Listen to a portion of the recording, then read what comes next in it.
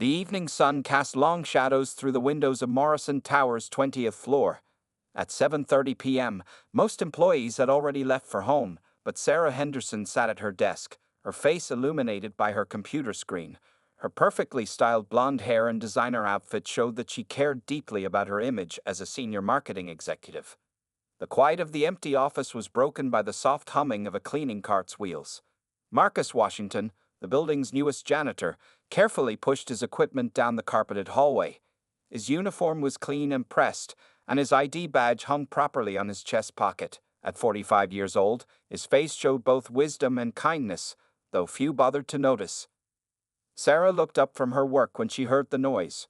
Her nose wrinkled slightly as she watched Marcus begin his cleaning routine. She had grown used to the previous janitor, an older white woman who always cleaned quickly and quietly. This new person seemed different, and Sarah didn't like change. Marcus noticed the executive watching him, but continued his work professionally. He had dealt with similar looks throughout his career, even when he was a successful IT professional. Now, after the tech company's downsizing, he had taken this job to keep supporting his family. His children's college funds and his mortgage didn't care what uniform he wore. "Excuse me," Sarah's sharp voice cut through the silence. "Are you sure you're supposed to be on this floor?" Marcus turned to face her, maintaining his composure. "Yes, ma'am. I'm assigned to floors 18 through 21. His voice was calm and clear, with the kind of proper English that often surprised people who judged him too quickly. Sarah's eyebrows rose. "It's just that we handle very sensitive information up here. I've never seen you before." She stood up, straightening her expensive blazer. "Maybe I should call security, just to be sure." Marcus reached for his ID badge, a routine he knew too well. "My name is Marcus Washington. I started last week. You can check with building management or call security if you'd like." He kept his tone professional, though his heart felt heavy. After 20 years in the workforce, these conversations never got easier. Sarah pulled out her phone, making a show of dialing security. "Better safe than sorry. You understand, don't you?" Her voice dripped with fake sweetness. "We can't just have anyone wandering around here." While she waited for security to answer, Marcus continued cleaning, his movements deliberate and dignified. He could have mentioned his 2 degrees in computer science, his 15 years of it experience, or the fact that he had once managed teams larger than this entire office. But experience had taught him that people who judged books by their covers rarely bothered to read the pages inside. Security arrived 5 minutes later. Officer Rodriguez took one look at Marcus's credentials and turned to Sarah with barely hidden annoyance. "Ms. Henderson, Mr. Washington is our new night shift janitor. His background check was thoroughly completed, and he has full clearance for these floors." Sarah's face flushed red, but she didn't apologize. Instead, she muttered something about being better safe than sorry, and returned to her desk. She kept glancing at Marcus as he cleaned, her embarrassment turning to anger, not at herself, but at him for making her look foolish. Marcus finished cleaning her area last, taking extra care to do a thorough job. As he emptied her trash bin, he noticed her frustration with her laptop. The screen was showing the same kind of error message he had fixed hundreds of times in his previous career. For a moment, he considered offering help. It would be a simple fix, but the contempt in her earlier voice held him back. As he pushed his cart toward the elevator, Marcus thought about his children. His daughter was studying computer science, just like he had, and his son wanted to be a doctor. He had taught them that their worth wasn't determined by other people's prejudices. Tonight was just another chance to practice what he preached. The elevator doors closed on the 20th floor, where Sarah Henderson continued struggling with her laptop, unaware that the man she had just humiliated could have solved her problem in minutes. Tomorrow would bring another presentation, another challenge, and another chance for both of them to learn something about judgment and dignity. The next morning arrived with dark clouds and nervous energy at Morrison Tower. Sarah Henderson walked quickly through the lobby, her heels clicking against the marble floor. Today's presentation could make or break her career, and she knew it. The client, Global Tech Solutions, was worth millions to the company. As she passed the front desk, Marcus was carefully mopping the floor, placing yellow caution signs to keep people safe. Sarah pretended not to see him, clutching her laptop bag closer as if it might protect her from yesterday's embarrassment. Her cheeks burned at the memory of security confirming his employment. The elevator ride to the 20th floor felt longer than usual. Sarah kept checking her watch and tapping her foot. She had arrived 2 hours early to prepare for the 9 o'clock a.m. presentation. Everything had to be perfect. At her desk, Sarah opened her laptop and reached for her coffee. Her hand froze midway when she saw the screen. Instead of her usual desktop background, there was only a black screen with white text. Error loading operating system. No, no, no, she whispered, pressing the power button repeatedly. Her heart started racing. 5 years of perfect presentations were about to be ruined by a computer failure. The backup copy of her presentation was on this same laptop, and she hadn't emailed it to herself. Sarah called the IT department, but the morning technician wouldn't arrive until 8:30 a.m. By then, it would be too late to properly prepare. She felt tears forming in her eyes as she imagined losing the Global Tech Solutions account. Marcus was cleaning the windows nearby when he heard Sarah's distress. He recognized the panic in her voice as she made phone calls trying to find someone to fix her laptop. The error message he had noticed yesterday had obviously gotten worse. He continued cleaning, remembering how many times he had fixed this exact problem during his years as an IT manager. His fingers itched to help, but yesterday's interaction made him hesitate. Sometimes pride had to take a back seat to kindness, his mother had always said. Sarah was now close to tears, mascara threatening to run down her cheeks. The presentation team would arrive in less than an hour, and she had nothing to show them. Her phone buzzed with a message from her boss. Ready for the big presentation? Marcus took a deep breath and walked over to her desk. Excuse me, Miss Henderson, he said softly. I couldn't help overhearing. I might be able to help with your laptop. Sarah looked up, surprise and suspicion fighting on her face. You? But you're... She stopped herself, but the word janitor hung in the air between them. Before this job, I worked in it for 15 years, Marcus explained calmly. This looks like a system registry error. I've fixed many of them. Sarah stared at him, conflict clear in her eyes. She needed help desperately, but accepting it from him felt like swallowing the bitter pill. The phone buzzed again, another message from her boss. Can you really fix it? She asked, her voice small and uncertain. Marcus nodded. I can try. If I can't fix it, you won't be any worse off than you are now. Sarah hesitated for one more moment, then slowly pushed her laptop toward him. Marcus pulled up a chair and got to work, his fingers moving quickly across the keyboard.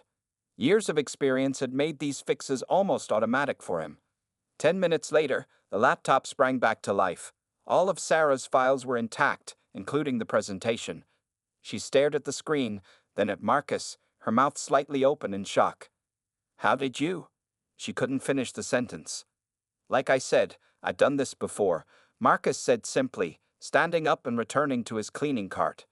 Good luck with your presentation, Ms. Henderson. Sarah watched him walk away, her mind spinning. The janitor she had almost had arrested yesterday had just saved her career, and he had done it with the skill of a seasoned professional. As she opened her presentation to double-check everything, she felt something she hadn't expected, shame. The conference room slowly filled with people as 9 o'clock a.m. approached. Sarah stood at the front, arranging her materials with shaking hands. Her laptop was working perfectly now, but she couldn't stop thinking about how close she had come to disaster, and who had saved her from it. Through the glass walls, she could see Marcus cleaning in the hallway.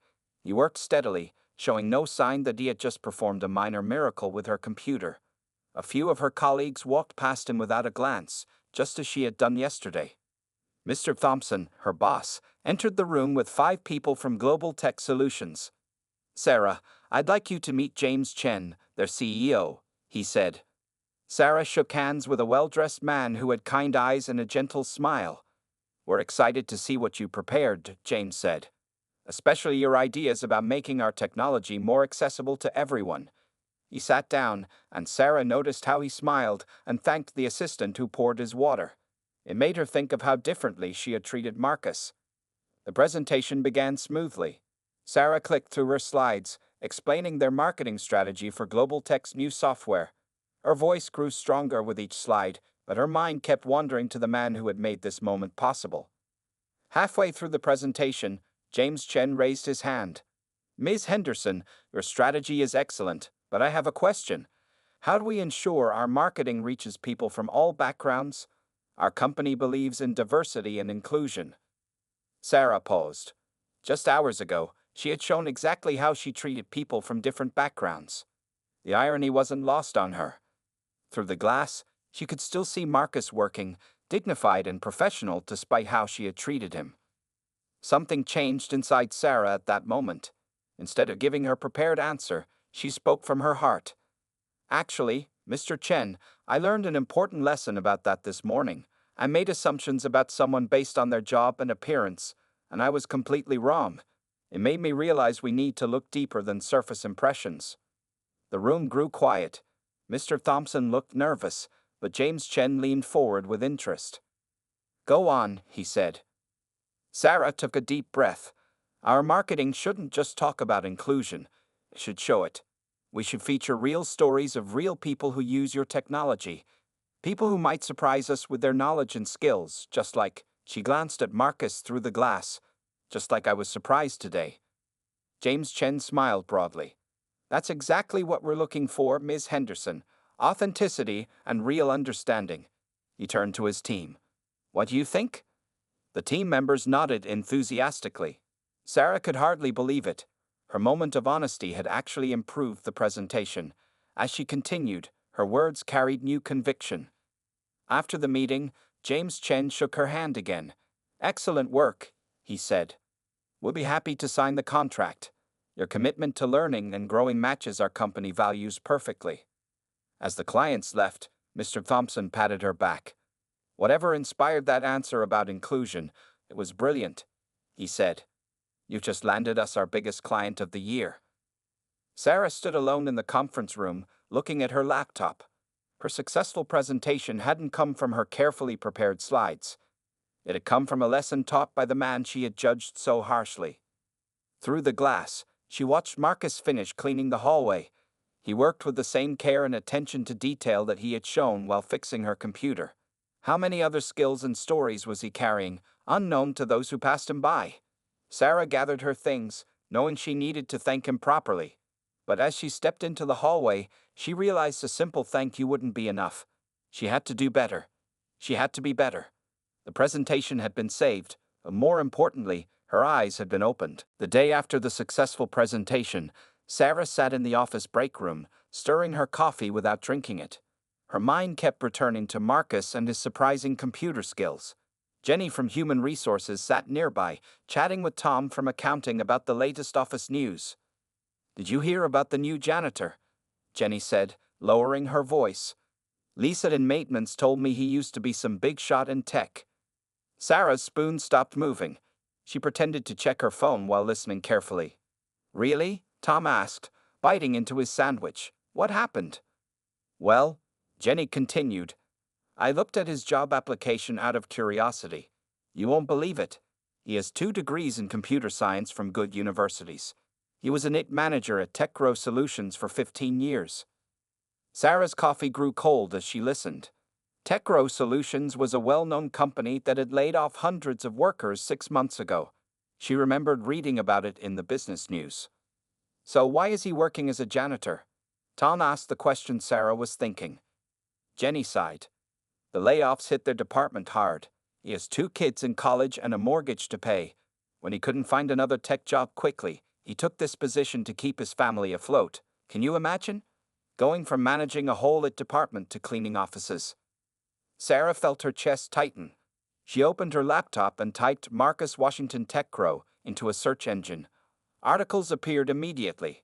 There he was in an old company photo, wearing a suit and tie, standing with his team.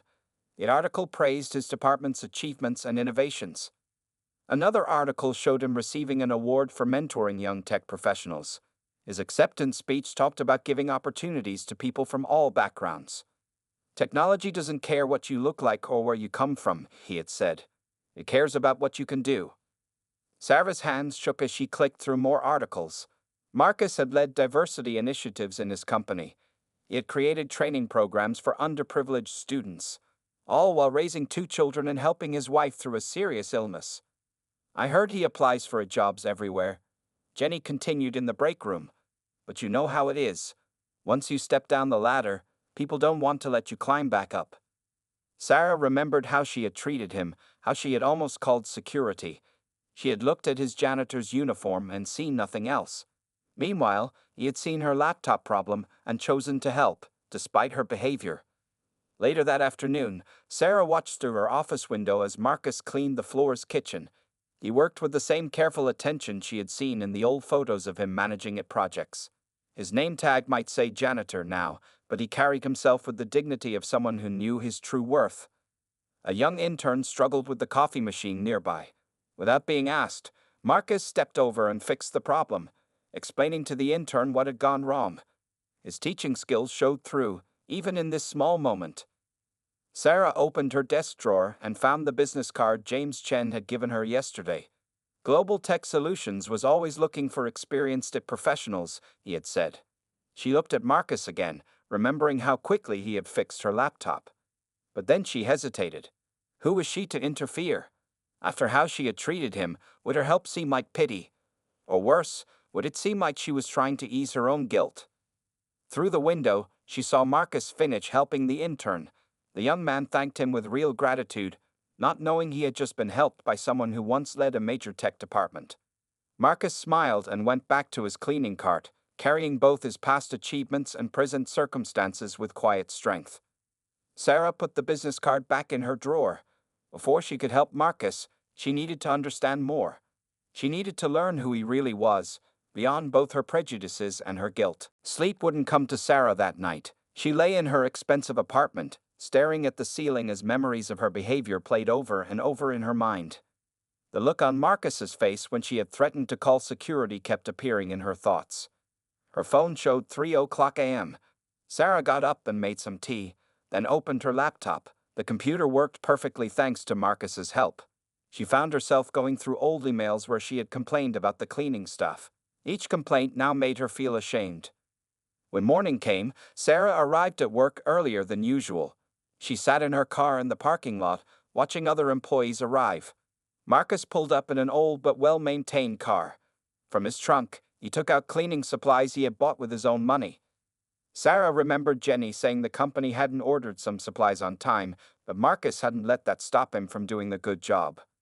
Throughout the day, Sarah found herself watching Marcus whenever he worked near her office. She noticed things she had missed before, like how he helped an elderly secretary fix her printer without being asked, or how he left encouraging notes for the night shift cleaning staff, sharing tips about which areas needed extra attention. During lunch, a young security guard dropped his phone, cracking its screen. Most people walked past, but Marcus stopped. He pulled out a small repair kit from his pocket and fixed the screen right there. The guard tried to pay him, but Marcus just smiled and said, "We all need help sometimes." That moment hit Sarah hard. We all need help sometimes. Wasn't that exactly what Marcus had done for her with the laptop? Even after her terrible treatment, he had chosen to help when she needed it most. In the afternoon, Sarah overheard Marcus on his phone during his break. He was helping his daughter with a coding problem from her computer science class. His voice changed when he taught, becoming animated and passionate. It was the voice of the IT manager he used to be, not the janitor others saw him as. "The computer doesn't see your gender or your race," she heard him tell his daughter. "It just sees what you can do. Remember that when things get tough." Sarah turned away, her eyes wet. She thought about her own assumptions, how quickly she had judged him based on his uniform. While she had seen a janitor to look down on, his children saw a father who taught them to rise above prejudice. Later, she watched Marcus help a lost delivery person find the right office. Then he cleaned up a coffee spill before anyone could slip. Every action showed patience and pride in his work, no matter how small the task. At the end of the day, Sarah stayed late again. She saw Marcus taking extra time to clean the desk of an employee who had been sick. He sanitized everything thoroughly, then left a get-well-soon note. This was the man she had almost had arrested. That night, Sarah couldn't eat dinner. She pushed her food around her plate, thinking about Marcus's 2 degrees hanging somewhere at home. She thought about his years of experience, trapped behind other people's assumptions about his worth. In her home office, Sarah found her old college yearbook. She had been so proud of her own degree, using it to look down on others. But Marcus had 2 degrees and used them to lift others up, even while working a job that didn't match his qualifications. Sleep came a little easier that night, but Sarah's dreams were full of uniforms that changed from business suits to cleaning clothes. She woke up knowing that clothes didn't make the person, actions did, and her actions had shown far less character than the man she had judged so wrongly. For 3 days, Sarah had tried to find the right moment to talk to Marcus. Each time she saw him, her courage failed. She would turn down another hallway or pretend to be on her phone. How do you apologize for treating someone like they were beneath you? On Thursday morning, Sarah arrived extra early. She knew Marcus started his day shift by cleaning the lobby. Her hands gripped a coffee cup tightly as she waited, rehearsing words in her mind. When Marcus walked through the front door at 6 a.m., he noticed her immediately. He gave a polite nod, the same professional courtesy he showed everyone, and headed toward his supply closet. "Mr. Washington," Sarah called out, her voice shaking slightly. "Could I speak with you for a moment?" Marcus paused, surprised by the formal address. Usually, people just called him "Hey you" or snapped their fingers to get his attention. He turned to face her, his expression neutral but attentive. "I brought you coffee," Sarah said, holding out the cup. "Black with 1 sugar. I asked Jenny from HR how you like it." Marcus accepted the coffee carefully. "Thank you, Ms. Henderson. That's very thoughtful." Sarah took a deep breath. "I need to apologize to you. The way I treated you that first day, and every day before you helped me with my laptop, it was wrong. Very wrong." The lobby was empty except for them. Morning sunlight streamed through the windows, casting long shadows across the marble floor. "I know about your background now," Sarah continued. "Your degrees, your career at TechGrow, the programs you created for young professionals. But I shouldn't have needed to know any of that to treat you with respect." Marcus set his coffee down on a nearby bench. "Ms. Henderson, may I be honest with you?" Sarah nodded, her throat tight. "That day you almost called security on me wasn't the first time something like that happened," Marcus said quietly. "And it probably won't be the last. The uniform changes how people see you. Some days it makes you invisible. Other days it makes you suspicious." Tears formed in Sarah's eyes, but Marcus continued speaking. "When I lost my job, I had a choice. I could let pride stop me from providing for my family, or I could do honest work and keep my dignity. I chose dignity. The people who judge me for that choice, their opinion doesn't matter." "But it does matter," Sarah said. "It matters because those judgments stop people from seeing who you really are. They stop you from getting the jobs you deserve." Marcus picked up his coffee again. "Can I tell you something about that laptop you needed help with?" Sarah nodded. "I saw the error message the day before, when you were working late. I could have offered help then, but I didn't, because I was tired of people dismissing my skills just because of my uniform. That was my pride talking, and it was wrong too." "You had every right to ignore my problem after how I treated you," Sarah protested. Marcus shook his head. "No, 2 wrongs don't make a right. I tell my kids that all the time. When I saw you struggling the next day, I remembered those words. Your prejudice was wrong, but so was my pride." Sarah wiped her eyes. "I don't deserve your forgiveness." "Forgiveness isn't about deserving," Marcus said gently. "It's about growing. The question is, what will you do with this lesson?" Before Sarah could answer, early workers began entering the lobby. Marcus picked up his coffee and turned toward his supply closet. "Thank you for the coffee, Ms. Henderson, and for showing me that people can change their minds." Sarah watched him walk away, knowing this conversation had changed something in her forever. His forgiveness wasn't the end of the story, it was a beginning. Now she had to prove she deserved it. 2 weeks after her apology to Marcus, Sarah sat in the monthly staff meeting with different eyes. Looking around the conference room, she noticed how everyone in management looked the same, mostly white, mostly from similar backgrounds. She hadn't seen it before, but now she couldn't stop seeing it. "We should consider diversity training for all departments," one manager suggested half-heartedly. Several people nodded without much interest, ready to move on to the next topic. Sarah raised her hand. "Actually, I'd like to talk about that more." Her voice was stronger than usual. "I recently learned some hard lessons about my own prejudices, and I think we need to do better." Mr. Thompson looked surprised. Sarah was usually quiet in these meetings. "What do you suggest?" he asked. "First, we need to look at how we judge people," Sarah said. We might have qualified people right here in the building, doing different jobs, because we never gave them a chance at something else." As she spoke, Sarah remembered seeing Marcus in the IT department earlier that week. He had been fixing a printer that had stumped their regular tech people, but instead of thanks, he had received suspicious looks, as if he shouldn't know how to do such things. After the meeting, Sarah went to HR to look at job postings. Sure enough, there were 3 positions open. She asked Jenny to pull the applications. "Marcus Washington has applied for all of them," Jenny said quietly. "His qualifications are amazing, but," she trailed off. "But what?" Sarah pressed.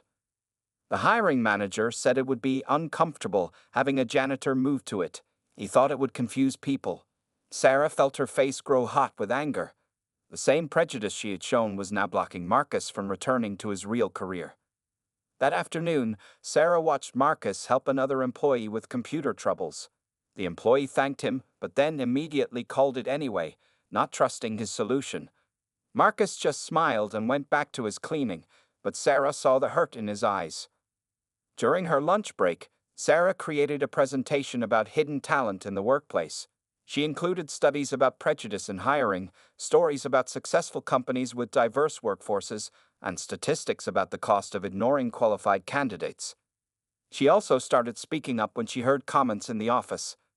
When someone joked about the cleaning staff, she told them about Marcus's degrees and experience. When another manager complained about knowing your place, she challenged them to explain what that meant. Some people got angry. Others grew uncomfortable, but a few started to think differently. Sarah overheard 2 workers discussing Marcus's printer fix, admitting they could learn from his experience. One day, Sarah found Marcus applying for another job during his break. His face showed the tiredness of someone fighting an uphill battle. He had submitted 20 applications in 3 months, all within the company. Each rejection hit harder than the last. "Don't give up," Sarah said, surprising both him and herself by speaking up. "Things are starting to change." Marcus gave her a small smile. "Change is slow, Ms. Henderson, but thank you for noticing." That evening, Sarah stayed late to work on a special project. She was gathering evidence of every time Marcus had helped with technical issues in the building. Security cameras showed him fixing computers, printers, and network problems. Emails from grateful employees proved his skills. Logs revealed how many issues disappeared on his shift without official resolution. She was building a case, not for charity, but for common sense. The company was paying an overqualified person to clean while ignoring his ability to solve their technical problems. It wasn't just unfair, it was bad business. As she worked, Sarah saw Marcus through her office window, teaching a young security guard how to fix his computer. She had once looked down on him for wearing a janitor's uniform. Now she looked up to him for wearing it with dignity while never letting it define him. In the final part of the story, Sarah's transformation and change of heart has a profound ripple effect that spreads throughout the entire office. Her journey from being a racist, prejudiced individual to someone who embraces diversity, respect, and equality serves as a powerful example that inspires her colleagues. Through witnessing Sarah's growth, the other employees in the office start to reevaluate their own attitudes and behaviors. They see firsthand how important it is to treat everyone with respect and dignity, regardless of their race, position, or background. Sarah's story sparks open and honest conversations among the staff about bias, privilege, and discrimination. People start to challenge their own preconceived notions and implicit biases. They become more mindful of how their words and actions impact others. This shift in awareness and attitude leads to tangible changes in the office culture. Employees make more of an effort to get to know colleagues who are different from them. They start to see each other as complex human beings, not just stereotypes or job titles. People begin calling out racist jokes or insensitive comments if they hear them. Managers reevaluate hiring and promotion practices to address any inequities. The office becomes a more welcoming, inclusive place where diversity is not just tolerated but celebrated. All of these positive changes can be traced back to the brave leadership of the company's CEO. By sharing his own powerful story of starting out as a janitor and working his way up through grit and determination, he shattered assumptions and showed that a person's potential has nothing to do with the color of their skin. In confronting Sarah's racism head-on and making it clear that discrimination would not be accepted, He set the tone for the rest of the organization that this behavior would not be tolerated. At the same time, the CEO created an opening for real change by giving Sarah a second chance. He recognized that firing Sarah would have been an easy way out that likely wouldn't have altered her views in any meaningful way. Instead, by demoting her, requiring her to go through diversity training, and making her apologize and take accountability, he gave Sarah the opportunity to learn, grow, and make amends. He understood that real, lasting change often happens through restorative justice, open dialogue, and allowing people the chance to evolve, not through mere punishment. The CEO's approach provides a model for other business leaders who are grappling with how to handle racism and create more equitable workplaces. It shows that progress requires a multifaceted approach. There need to be real consequences for unacceptable behavior, but there also needs to be a path for reformed offenders to rejoin the community. Zero-tolerance policies often sound good on paper, but are ineffective at changing hearts and minds. What's needed is strong leadership that takes a firm stand against racism while still leaving the door open for people to learn and grow from their mistakes. Combating deep-rooted biases and systemic inequities requires ongoing work, difficult conversations, and a willingness to give people second chances. The end result of all of these factors is that the company emerges stronger and more successful than ever. With a true culture of inclusivity and respect, employees feel more engaged, collaborative, and invested in their work. The business is able to recruit and retain top talent from diverse backgrounds. Creativity and innovation thrive thanks to the wider range of perspectives and experiences in the office.